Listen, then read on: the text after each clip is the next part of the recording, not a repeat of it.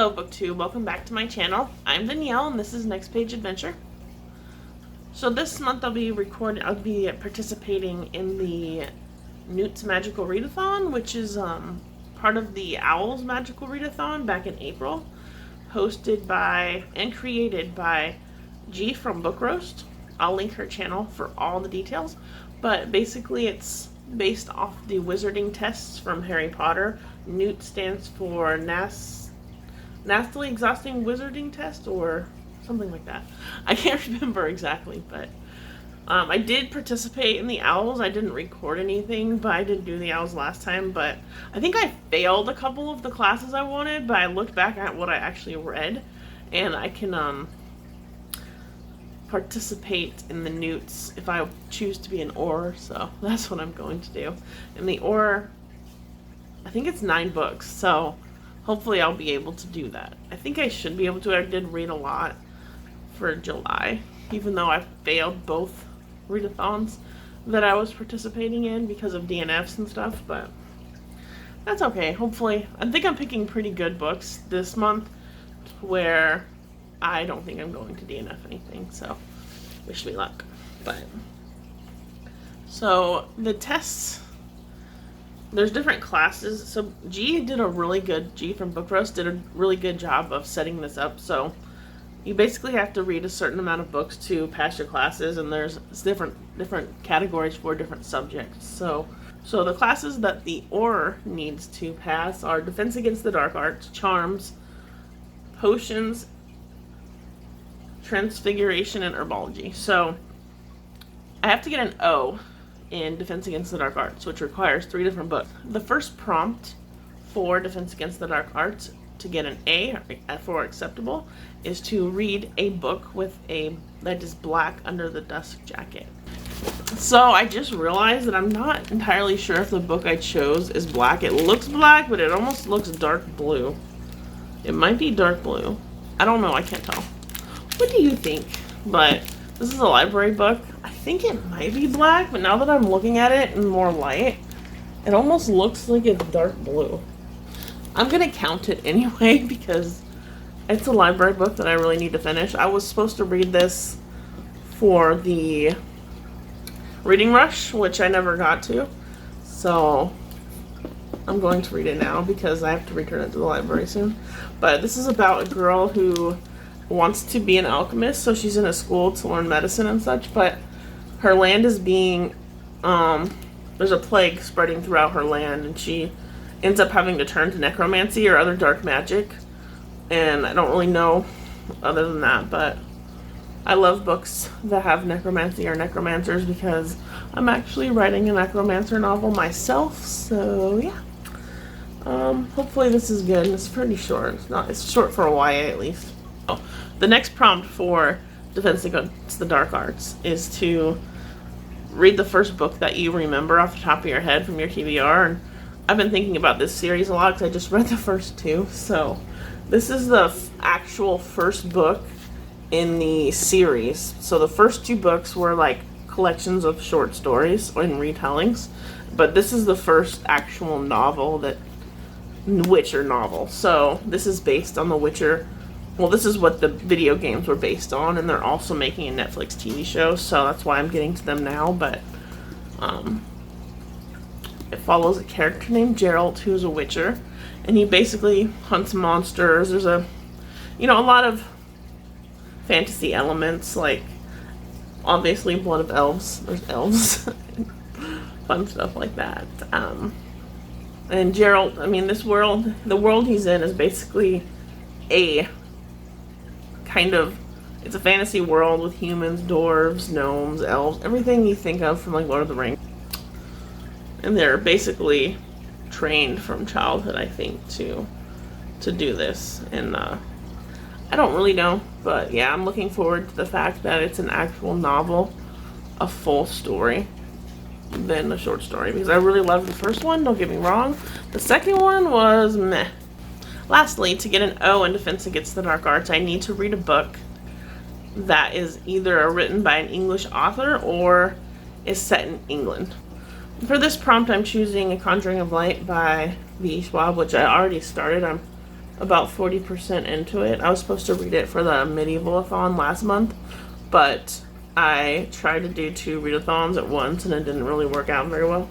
So this I'm already 40% into it, so this is really good. But I mean it takes place in London, which is technically in England, but in this world there are multiple Londons, and that's really the only thing that these universes have in common. So I don't think there's an actual England in the main like realm area that this takes place in, but I'm still gonna count it because one of the main characters is from our London, but in an older time.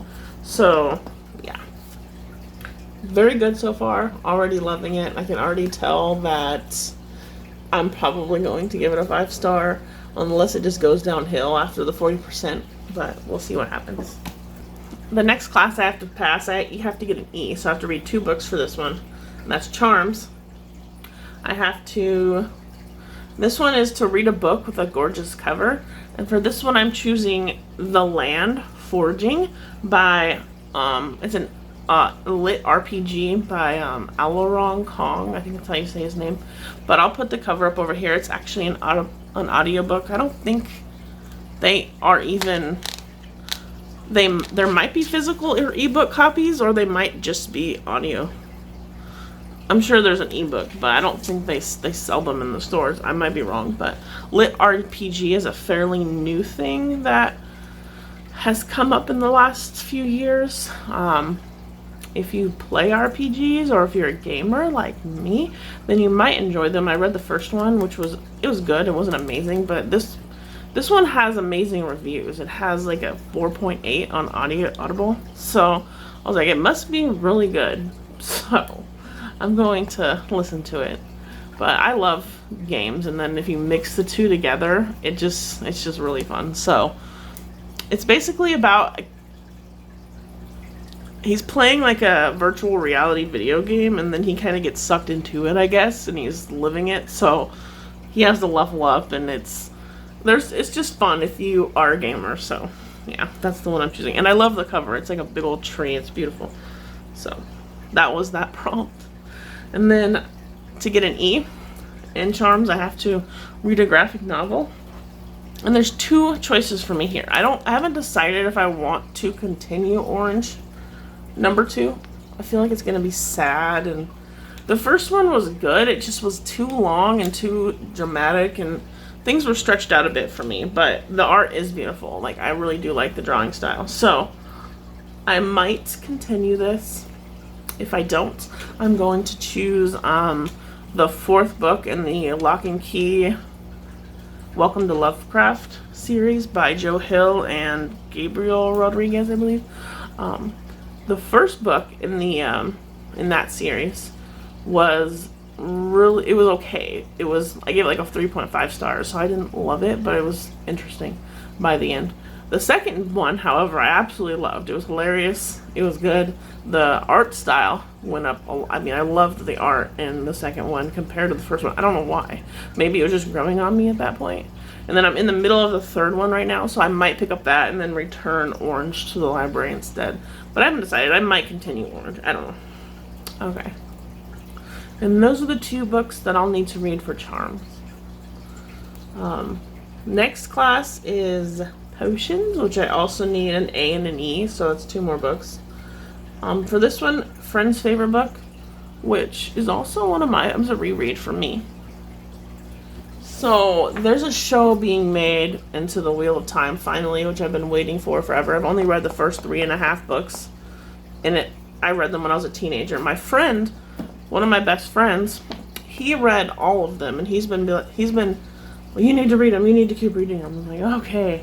But it's been so long that I just need to start over. So it's an epic fantasy series. It takes place from the perspective of several different characters, but the main character is Rand al'Thor, I think that's his name is.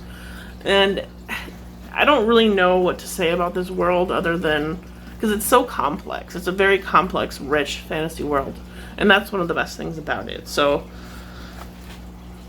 and it's one thing I think I've said in a recent video, that this is really heavy, so I'm not gonna hold it up. But I'm also listening to the audio version of that while I read it. I'm probably gonna go back and forth, or maybe do both. I might even annotate it, because I haven't annotated a book in like forever.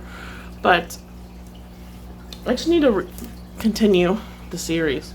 But I do need to start over. I need to start over from the beginning, because I do remember a lot of key points of the plot, but it's been so long. Like, I read them when I was 15, 16, so that's almost 20 years ago. I'm old. So yeah.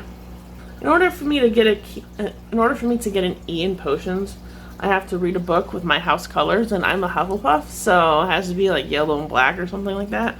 So this is the only really yellow book that I could find, and I actually bought this about 3 months ago and haven't read it yet. So that's Kill the Farm Boy by Kevin Hearn and Delilah Dawson, S. Dawson. I'm very familiar with Kevin Hearn. I love him. He's one of my favorite authors, but this is kind of like it's supposed to be like a really funny fantasy where they make fun of a lot of older fantasy tropes, and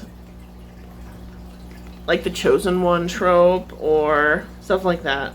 Like Destinies, like all those kind of funny fantasy tropes that are even still used today. But I know that Kevin Hearn is hilarious because I've read some of his other series, like the Iron Druid Chronicles, and he's great. So I've never heard of Delilah S. Dawson, but I'm sure this is going to be good. And it's not too long either. It's pretty short. So, and there's a sequel to it called the sequel's name is something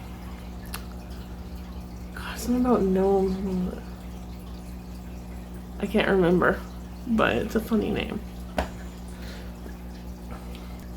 And that takes care of potions.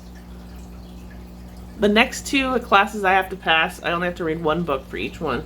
So for Transfiguration, I have to read a book with LGBTQ plus rep. And this one I'm choosing Red Sister by Mark Lawrence. I know there are female-female relationships in this series. I don't know if it happens in the first or the second book, but I think it's hinted at in this book, and then I'm not sure, but I think this will count because I really want to read this right now. So I've been putting it off forever, and I know I just finished his Broken Earth series, Broken Empire, and I love that so much. So I'm going to read this. This is even a lot more popular than the Broken Empire series. So I think, and I love his writing. It's so fast, smart, and fun. So I can't wait to read this. I know I'm going to enjoy it. Assassin Nuns. I just know that it's going to be good. A school setting. Yes. Lastly, my 9th book for herbology is to read an audiobook, which is easy or listen to an audiobook. So for that one, I'm going to listen to 100,000 Kingdoms by N.K. Jemisin, which I already have. Like, I haven't read any of her books yet, but she's on my list of authors that I really want to, because I heard she mixes like sci-fi and fantasy together, and I really love that. And yeah, so I want to start at the beginning, and I think that's the beginning of her like fantasy stuff. So after I finish those, I'm going to listen to the Broken Earth series, which is like the 5th season. Yeah. But yeah, that's my Newts Readathon. I might also participate in the Mythathon if these books line up with it. If they don't, I think I was like trying to compare it, and the only one that I'd have to figure out is a book that takes place with horrible weather conditions. I don't think any of these do, but maybe. I don't know. We'll find out. But those are the books that I'm hoping to read in August. Wish me luck. I hope I succeed, and thanks for watching. Bye bye.